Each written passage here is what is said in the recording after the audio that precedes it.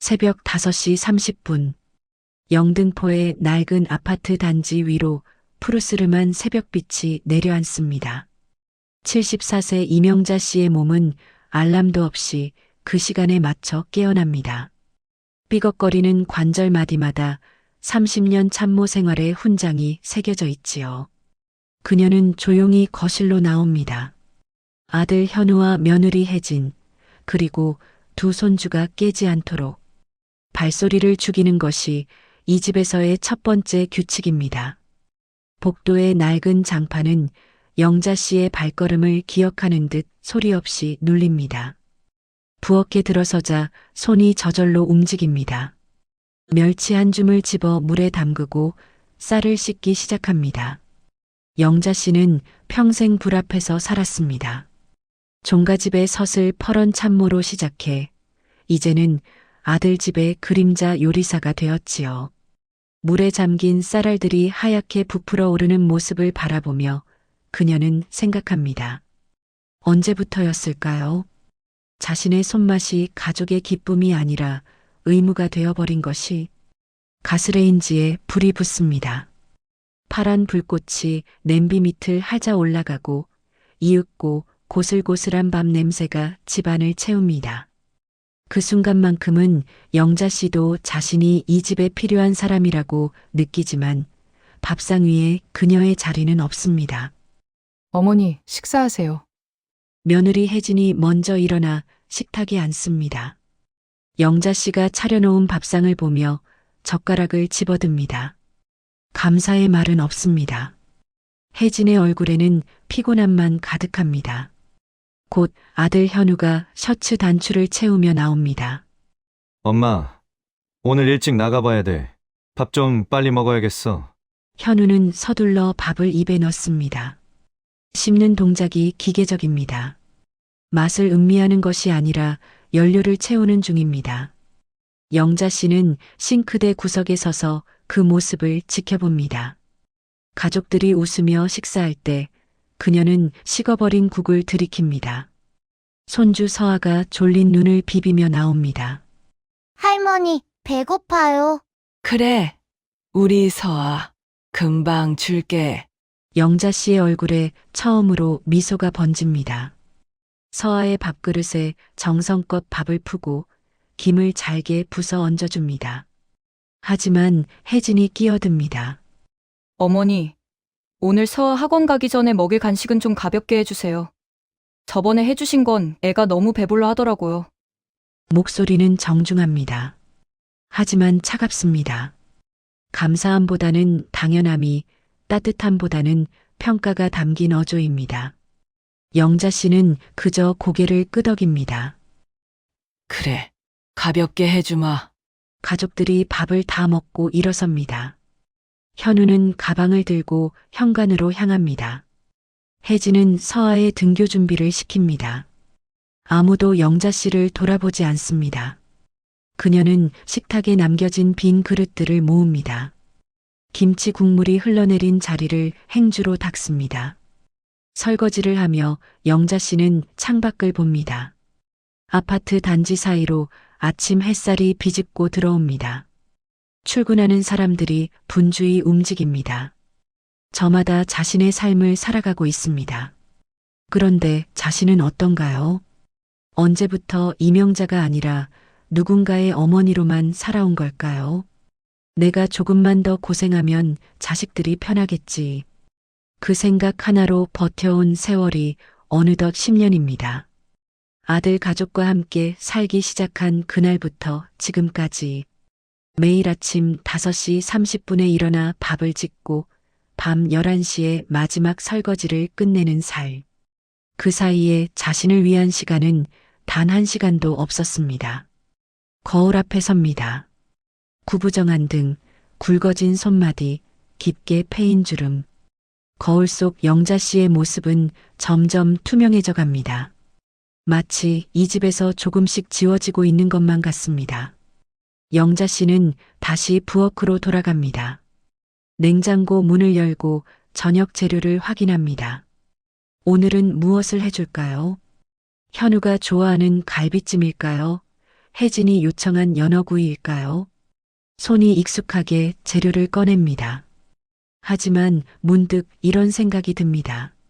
나는 언제쯤 내가 먹고 싶은 것을 만들 수 있을까요? 나는 언제쯤 내 이름을 되찾을 수 있을까요? 창밖에서 까치 한 마리가 울고 지나갑니다. 영자 씨는 그 소리를 듣습니다. 어쩌면 저 새보다 못한 삶을 살고 있는지도 모릅니다. 저 새는 적어도 제 둥지를 가지고 있으니까요. 냉장고 문을 닫습니다. 오늘도 긴 하루가 시작됩니다. 영자 씨의 손맛은 전국에서 알아주었습니다. 30년 참모 시절 그녀가 담근 장은 종갓집 마당에 줄지어 섰고 그녀가 만든 음식은 제사상 위에서 빛을 냈습니다. 하지만 요즘 들어 며느리의 타박이 잦아졌습니다. 어머니, 이 김치 좀 짜지 않아요? 요즘 나트륨 섭취 줄여야 한다잖아요. 어머니, 이 고기는 유기농 아니죠? 아이들 먹는 건데 좀 더 신경 써주세요. 어머니, 요리하실 때 MSG 안 넣으시죠? 제가 화학 조미료는 절대 안 된다고 말씀드렸잖아요. 하나하나가 영자 씨의 자부심에 생채기를 낸 지 오래입니다. 사실 영자 씨는 압니다. 간이 변한 게 아니라는 것을요. 가족들이 자신을 바라보는 눈빛이 변했다는 것을요. 어느 날 저녁이었습니다. 영자 씨는 시장에 다녀오는 길이었습니다. 양손 가득 장바구니를 들고 아파트 계단을 오르고 있었습니다. 엘리베이터가 고장난 지 일주일째였습니다.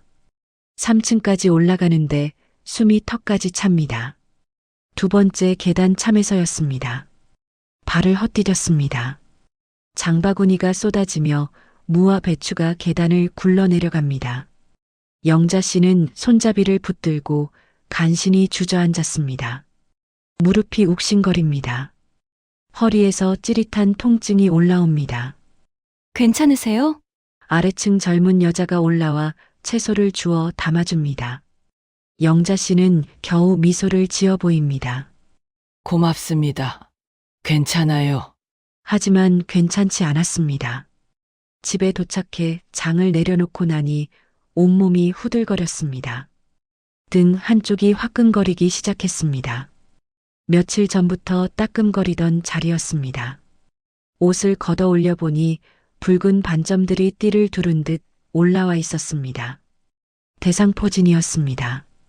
어머니, 병원 가보셔야 할 것 같은데요. 혜진이 무심하게 말했습니다. 저녁 식탁에서 서류를 검토하며 던진 말이었습니다. 눈은 서류에 고정되어 있었습니다. 내일 가보마. 그러세요. 저희는 내일 야근이라 늦을 거예요. 영자 씨는 고개를 끄덕였습니다. 혼자 택시를 타고 병원에 갔습니다. 혼자 진료를 받고 혼자 처방전을 받아들고 약국으로 향했습니다. 약사가 말했습니다. 어르신, 이거 초기에 잡아야 해요. 푹 쉬셔야 합니다. 쉬다니요. 영자 씨는 씁쓸하게 웃었습니다. 집에 돌아와서도 저녁을 준비해야 했습니다. 불 앞에 서니 등이 더 뜨겁게 달아올랐습니다. 그래도 손은 움직였습니다. 칼질을 하고 냄비를 저었습니다. 사흘째 되던 날 영자 씨는 더 이상 버틸 수 없었습니다. 열이 올랐습니다. 방 안에 누워 끙끙 앓았습니다. 문 밖에서 들려오는 소리에 귀를 기울였습니다. 엄마, 저녁은요? 서아의 목소리였습니다. 할머니 아프시대. 오늘은 배달시켜 먹자. 혜진의 대답이 들렸습니다. 영자 씨는 이불을 끌어안았습니다. 미안함과 무력함이 동시에 밀려왔습니다. 자신이 누워 있으니 집안이 돌아가지 않는다는 사실, 그것이 자신의 존재 가치 전부라는 사실이 서글펐습니다. 저녁 무렵 현우가 들어오는 소리가 들렸습니다. 거실에서 혜진과 속닥이는 목소리가 새어나왔습니다. 영자 씨는 눈을 감았지만 귀는 열려 있었습니다. 여보, 어머니 저러다 큰 병이라도 나시면 어떡해? 혜진의 목소리였습니다. 그러게, 나이가 나이니까. 현우가 한숨을 쉬었습니다. 우리 맞벌이인데 병 수발할 시간 없잖아. 솔직히 요새 보면 음식안도 자꾸 틀리시고 그러게 말이야. 치매 전조 증상 아닐까? 우리 엄마 친구 어머니도 그러시다가 전문 시설에 모시는 게 서로를 위해 낫지 않을까 싶어. 어머니도 편하실 거고. 영자 씨의 가슴에 얼음 송곳이 박히는 기분이었습니다. 숨을 쉬는 것조차 고통스러웠습니다. 아들은 동조하는 듯 긴 한숨을 내뱉었습니다. 알아볼게. 일단 요양원 몇 군데 상담받아보자. 조용히 알아보는 게 좋을 것 같아. 발소리가 멀어졌습니다. 영자 씨는 어둠 속에서 자신의 마른 손을 어루만졌습니다. 30년 넘게 대형 솥을 젓느라 굽어버린 등, 칼질을 하느라 굳은 살이 박힌 손가락. 그것들이 이제는 아들에게 흉측한 짐이 되어버린 모양입니다. 천장을 바라보았습니다. 금이 간 천장에서 자신의 인생이 보였습니다. 남편을 일찍 여의고 아들 하나 키우겠다고 종갓집 참모로 들어갔던 25의 자신. 뜨거운 불 앞에서 30년을 보내며 모은 돈으로 이 집을 샀습니다. 아들이 결혼할 때 선뜻 내주었습니다. 아들 가족과 함께 살면 행복할 거라 믿었습니다. 하지만 지금은요, 자신의 집에서 쫓겨날 처지가 되었습니다. 다음 날 아침 영자 씨는 억지로 몸을 일으켰습니다. 부엌으로 나가 아침을 준비했습니다. 손이 떨렸지만 참았습니다. 밥을 지으면서 어릴 적 현우를 생각했습니다. 남편을 일찍 여의고 종갓집 주방 구석에서 현우를 키웠습니다. 주인집 아이들이 먹다 남긴 고기 한 점을 몰래 챙겨 현우 입에 넣어주던 날, 영자 씨는 결심했었습니다. 내 자식만큼은 굽실거리지 않게 키우겠다. 참모 생활 30년, 그녀의 무릎은 닳았고, 손가락은 마디마디 굵어졌지만, 현우는 번듯한 대학을 졸업해 대기업에 취직했습니다. 그때 영자 씨는 자신의 삶이 성공한 줄 알았습니다. 하지만 지금 그 성공의 결과물이 자신을 요양원으로 보내려 합니다. 식탁에 앉은 가족들을 바라보았습니다. 아들은 신문을 보며 밥을 먹고 며느리는 스마트폰을 들여다보고 손주들은 졸린 눈으로 숟가락을 들었습니다. 아무도 영자 씨를 보지 않았습니다. 그날 오후 영자 씨는 책상 서랍을 열었습니다. 가장 아래 칸에 고이 접어둔 등기부등본이 있었습니다. 이 아파트의 소유주, 이명자, 자신의 이름이 또렷하게 적혀 있었습니다. 창밖을 보았습니다. 재개발 현수막이 아파트 곳곳에 걸려 있었습니다. 이 낡은 단지가 곧 헐릴 예정이었습니다. 보상금이 제법 나온다는 소문이었습니다. 아들 부부는 그 돈으로 새 아파트를 장만할 계획을 세우고 있었습니다. 당연히 자기들 집이니까요. 영자 씨는 등기부등본을 가슴에 품었습니다. 손이 떨렸습니다. 하지만 이번에는 두려움이 아니었습니다. 결심이 서는 떨림이었습니다. 나도 내 인생을 찾아야겠구나. 어머니, 우리 일주일 정도 제주도 다녀올게요. 현우가 가방을 챙기며 말했습니다. 혜진이 아이들의 옷을 정리하고 있었습니다. 영자 씨는 거실 소파에 앉아 그 모습을 지켜보았습니다. 그래. 잘 다녀오너라. 어머니, 집 잘 부탁드려요. 냉장고 비워뒀으니까 대충 챙겨 드세요. 혜진이 캐리어를 끌며 말했습니다. 그 흔한 같이 가자는 말은 없었습니다. 아이들이 할머니 안녕히 계세요 하고 손을 흔들었습니다. 현관문이 닫혔습니다. 영자 씨는 움직이지 않았습니다. 차가 출발하는 소리가 들렸습니다. 복도의 발소리가 사라졌습니다. 그제야 주변을 둘러보았습니다. 텅 빈 거실, 조용한 부엌, 자신만 남은 집, 벽에 걸린 가족 사진을 보았습니다. 작년 설날 찍은 사진이었습니다. 현우 내외와 두 손주가 환하게 웃고 있었지만 영자 씨는 그 사진 속에 없었습니다. 누가 사진을 찍었을까요? 아마 자신이었을 것입니다.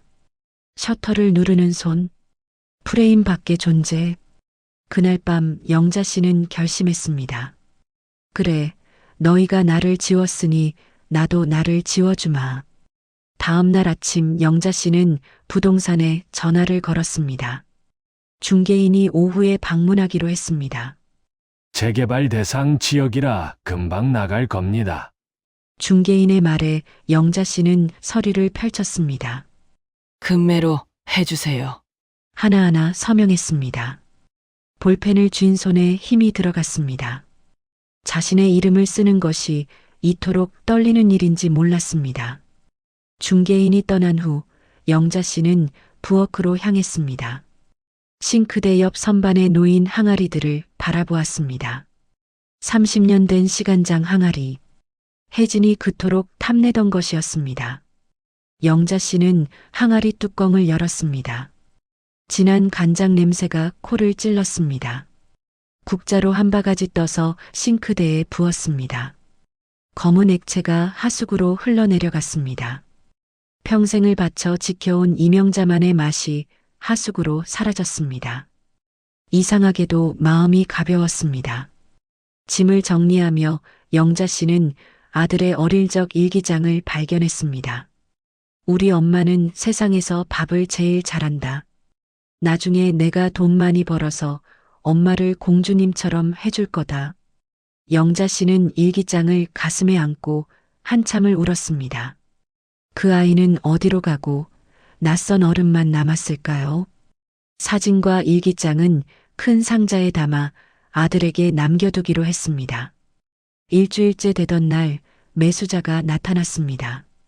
계약을 진행했고 잔금을 받았습니다. 집이 텅 비었습니다. 영자 씨는 거실 한가운데에 낡은 앞치마를 놓았습니다. 30년간 두르고 불 앞에 섰던 그 앞치마. 그 옆에 집 매매 계약서 사본을 놓았습니다. 현관문을 열고 캐리어를 끌고 나섰습니다. 문을 닫았습니다. 딸깍 소리와 함께 한 시대가 끝났습니다. 계단을 내려가며 생각했습니다. 절망 끝에서 찾아낸 것. 그것은 이름도 없이 죽어가던 자신을 살려야겠다는 강한 의지였습니다. 아파트 입구에서 택시를 탔습니다. 서울역이요. 백미러로 아파트 단지가 멀어졌습니다. 10년을 살았던 곳, 가족이라 믿었던 사람들, 모두 작아지고 흐려졌습니다. 핸드폰이 울렸습니다. 현우였습니다. 영자 씨는 전화를 받지 않았습니다. 다시 울렸습니다. 문자가 왔습니다. 엄마, 집이 왜 이래요? 전화 좀 받아요. 영자 씨는 핸드폰을 가방에 넣었습니다. 서울역에 도착해 목포행 기차표를 끊었습니다. 대합실 의자에 앉아 사람들을 구경했습니다. 모두가 어디론가 가고 있었습니다. 영자 씨도 이제 자신의 목적지로 가는 중이었습니다. 전남 신안. 돌아가신 친정어머니가 물려주신 옛집. 핸드폰이 다시 울렸습니다. 어머니, 이게 대체 무슨 일이에요? 우리 어디로 가라고요? 현우의 목소리는 분노로 가득했습니다. 영자 씨는 차분하게 말했습니다. 현우야, 너희가 나를 가족이 아닌 가성비 좋은 일꾼으로 여겼으니 나도 이제 은퇴하련다. 그 집 한도는 내 노후 자금이다. 너희는 젊으니 다시 시작해보렴. 전화를 끊었습니다. 후회는 없었습니다. 74년 만에 처음으로 자신만을 위한 여행이었습니다. 목포역에 내리자 바다 냄새가 코를 찔렀습니다. 신안행 버스 창밖으로 끝없이 펼쳐진 갯벌과 푸른 바다가 보였습니다. 해가 수평선 너머로 저물며 하늘을 온통 붉게 물들이고 있었습니다.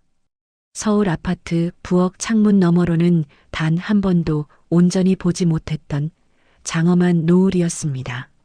신안에 도착하자 버스 기사가 물었습니다. 어르신, 어디로 가신디요? 사투리가 정겨웠습니다. 기사가 불러준 경운기 짐칸에 앉아 동막 마을로 향했습니다. 덜컹거리는 진동이 발바닥을 타고 전해졌습니다. 서울의 매끄러운 지하철보다 이 투박한 경운기가 영자 씨의 마음을 더 편안하게 흔들어 주었습니다. 어머니의 옛집은 낡았지만 따뜻했습니다. 마당에 잡초를 뽑고 먼지를 털어냈습니다. 대청마루에 앉아 어머니, 영자 왔습니다 하고 은조렸습니다. 그날 밤 영자 씨는 마루에 이불을 깔고 누웠습니다. 낡았지만 튼튼한 석가래가 보였습니다. 파도 소리가 들렸습니다. 규칙적인 리듬. 영자 씨는 그 소리를 들으며 잠들었습니다. 다음 날 아침 5시 30분, 눈을 떴지만 누군가를 위해 밥을 지을 필요가 없었습니다. 마당으로 나오니 아침 해가 바다 위로 떠오르고 있었습니다. 담 너머로 옆집 순덕 씨가 고개를 내밀었습니다. 할머니 요번에 이사 오신 분이요? 네. 어제 왔어요. 아따매 서울서 여기까지 오셨단가? 반갑소잉. 나는 저그 옆집 사는 김순덕이요. 우리 밭에서 인자 막 딴 것인디 쪄서 한번 자셔봐요. 겁나게 달단 게. 영자 씨는 호박을 건네받으며 울컥했습니다. 서울 아파트에서는 10년을 살아도 들어보지 못한 다정한 인사였습니다. 며칠 후 마을 사람들이 제 일처럼 집 수리를 도왔습니다. 이장이 말했습니다. 서울 어르신 혼자 지내기 팍팍하실 텐디 우리가 거시기 좀 거들어 드릴 걱정 마쇼잉. 영자 씨는 어머니가 쓰던 가마솥을 정성껏 닦아 첩밥을 지었습니다. 아들 입맛, 며느리 취향 따질 필요 없는 오직 자신을 위한 밥상이었습니다. 밥이 익었습니다. 고슬고슬한 냄새가 부엌을 채웠습니다. 툇마루에 앉아 밥을 먹었습니다. 바다가 보였습니다. 파도가 밀려왔다 물러갔습니다. 영자 씨는 천천히 밥을 씹었습니다. 단맛이 났습니다. 핸드폰이 울렸습니다. 현우였습니다. 엄마, 미안해요. 우리가 너무 몰랐어요. 찾아갈게요. 영자 씨는 파도 소리를 배경 삼아 대답했습니다. 현우야, 엄마는 괜찮다. 너희는 너희 인생을 살아라. 엄마는 이제 엄마 인생을 살 거다. 전화를 끊고 다시 밥을 씹었습니다. 74년 평생 먹어본 음식 중 가장 달고 맛있는 식사였습니다. 한 달이 지나자 텃밭에 뿌린 씨앗들이 싹을 틔웠습니다. 상추, 고추, 토마토. 매일 아침 물을 주었습니다. 작은 생명들이 자라나는 모습을 보며 영자 씨도 함께 자라는 기분이었습니다. 저녁이면 마을 사람들과 툇마루에 앉아 별을 보았습니다. 어르신 서울살이 안 그립소? 순덕 씨의 물음에 영자 씨는 웃으며 대답했습니다. 아니요. 여기가 제일 좋습니다. 이제야 내가 누군지 알 것 같아요. 신안의 바다는 계절마다 다른 빛을 내며 영자 씨의 마당 앞까지 밀려왔습니다. 어느덧 섬 생활도 반년이 지났지요. 마당 한쪽 장독대에는 영자 씨가 직접 담근 장들이 햇볕을 받아 반짝이고 있었습니다. 어느 토요일 오후 현우와 혜진, 그리고 서아가 찾아왔습니다. 아들의 얼굴은 수척해져 있었고 며느리의 눈에는 미안함이 가득 고여 있었습니다. 어머니, 정말 죄송해요. 저희가 너무 어리석었어요. 혜진의 눈에서 눈물이 떨어졌습니다. 영자 씨는 그들을 가만히 바라보았습니다. 현우야, 혜진아, 너희가 잘못한 게 아니란다. 내가 나를 지우고 살았던 게 잘못이었지. 엄마는 이제 여기서 내 인생을 살려고 한다. 그날 저녁 영자 씨는 이명자의 식탁에 가족을 초대했습니다. 직접 기른 채소와 손수 담근 장으로 차린 밥상이었습니다. 밥을 한술 뜬 현우가 말했습니다. 엄마, 밥이 정말 달아요. 그래, 밥알이 달아야 인생도 단 법이다. 밤이 깊어 가족들이 떠난 빈 마당에 정적이 내려앉았습니다. 수평선 너머로 등대 불빛이 규칙적으로 깜빡였습니다. 영자 씨는 거울 앞에 섰습니다. 거울 속 여인은 더 이상 투명하지 않았습니다. 검게 그을린 얼굴, 힘이 들어간 눈동자, 당당한 이명자가 서 있었습니다. 수첩을 펼쳐 내일 할 일을 적습니다. 나에게 줄 꽃이 사기. 고생 많았다. 영자야, 이제 진짜 내 인생이 찬란하게 시작되는구나. 74년 만에 찾은 진짜 집에서 이명자 씨의 퇴근은 비로소 완벽한 휴식이 되었습니다.